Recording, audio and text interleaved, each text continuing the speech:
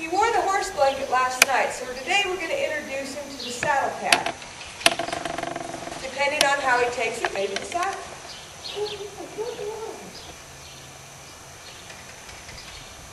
But the more acknowledgement you have, the better they'll take to it. By taking the time to show Ranger the pad and the saddle, we take away the fear of the unknown object. Also, as the leader, we should be there showing him that it is okay, that he shouldn't have to worry about it, because we've told him it's okay. We've checked it out for him, so he didn't have to check it out. But we'd still like him to join us in it. He says, it makes noise and I'm not so sure about that. Good boy, Ranger. Good boy. We do a lot of rewarding our horses. We don't reward them with treats. We reward them with petting. And even though the blanket he smelled and it looked okay when it was on the ground, now it's moved. It's in a different location, a different position. And as he accepts it, then we move to putting it on his back. I don't sneak stuff onto my horses. I want them to see it flop around and bang around, because if they're used to it sneaking, then they're going to have a hard time when I go to throw things on or when things change. He's not too sure, but I haven't attacked him with it and I haven't deserted him with it.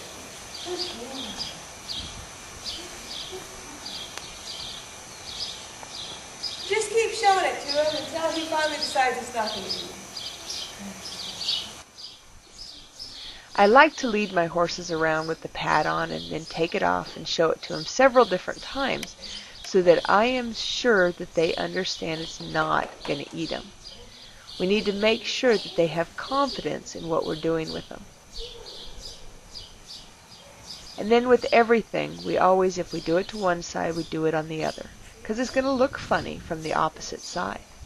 He'll accept it quicker than the first side, but he still needs to have the time to learn to accept it.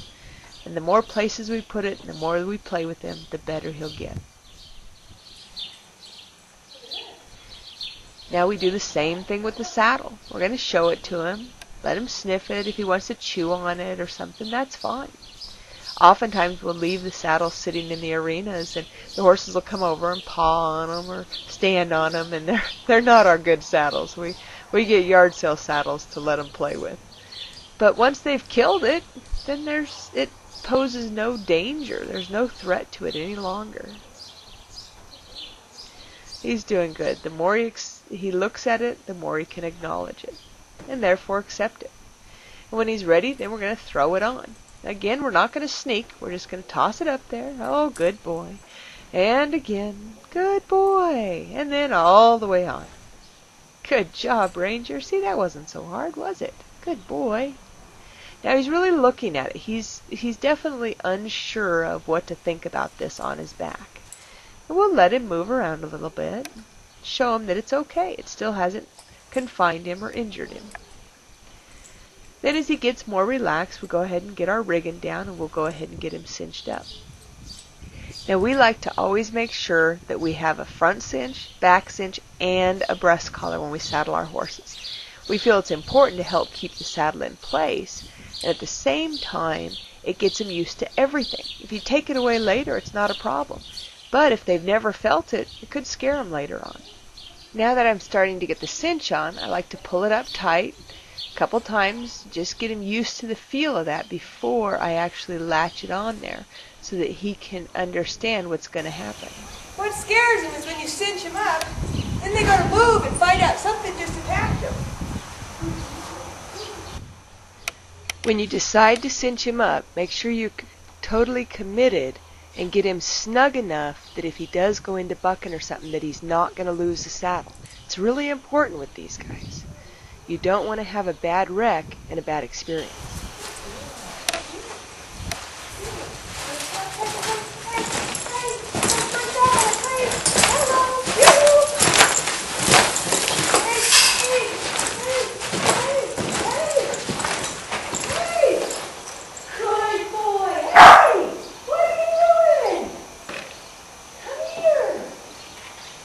Good don't think he cared for that very much. I can't help you out there.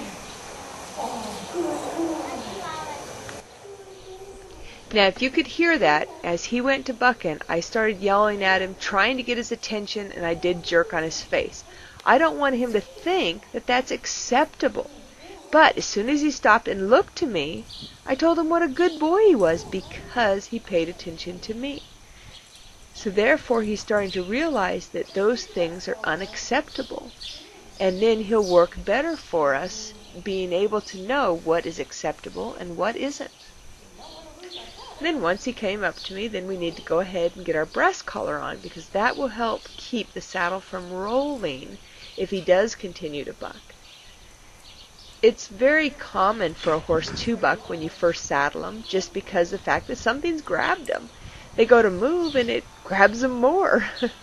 And then that's why we like the chiropractic, is the fact that once they're fixed, they don't have places that bite or hurt when that strap is tied around their belly.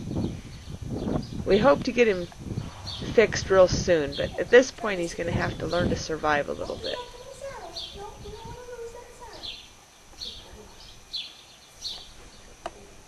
And remember, it doesn't really matter what we say to our horses, it's the tone that we say it in. Tell them when we're upset. Tell them when we're happy. Tell them when they're doing something right or something wrong. Look at that. See? Easy up. Good boy. See, it's not so bad. Now, I continue to encourage him, tell him he's right, but you can see he's not wanting to freely walk. And that's because that saddle's still grabbing him. But I want to be there for him. I want to give him the security to let him know it's okay. I don't want to just run away and leave this thing that's attacking him. There he goes. As he starts to free his body up and walk, that means he's accepting the saddle on his back. So therefore he's going to be more relaxed. And that's what we want. So we're going to continue to encourage him, love him, tell him he's right. There he's chewing and relaxing.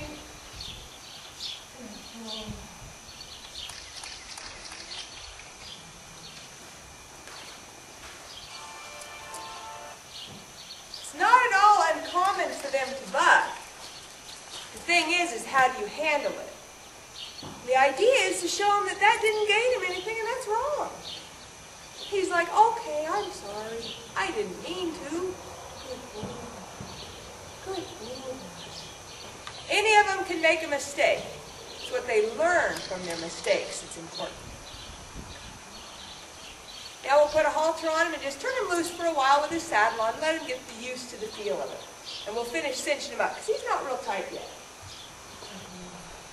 Normally we would turn him loose with a bit and reins on, but because we just had his dental work done and some wolf teeth pulled, we don't want to interfere with that mouth until it has time to heal. We always want to back away, letting him know he is loose and free to go.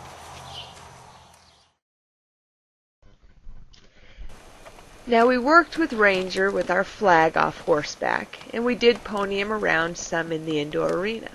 But this is his first time actually being out of the confinements of an arena. He's doing really good. By using a dependable, quiet pony and horse, Ranger will get security from him. As well as our other riders, Ranger has a little herd that he's going with, so we're using his natural instincts to help encourage him to come with us. We like getting our horses out of the arena as soon as we can and as often as we can. It helps relax their minds, utilize their bodies, and then when we go back to the arenas, they're ready to learn and focus, and therefore are better students. Not bad for his first time in the hills. And I'd say that's a great ending to his third week of training.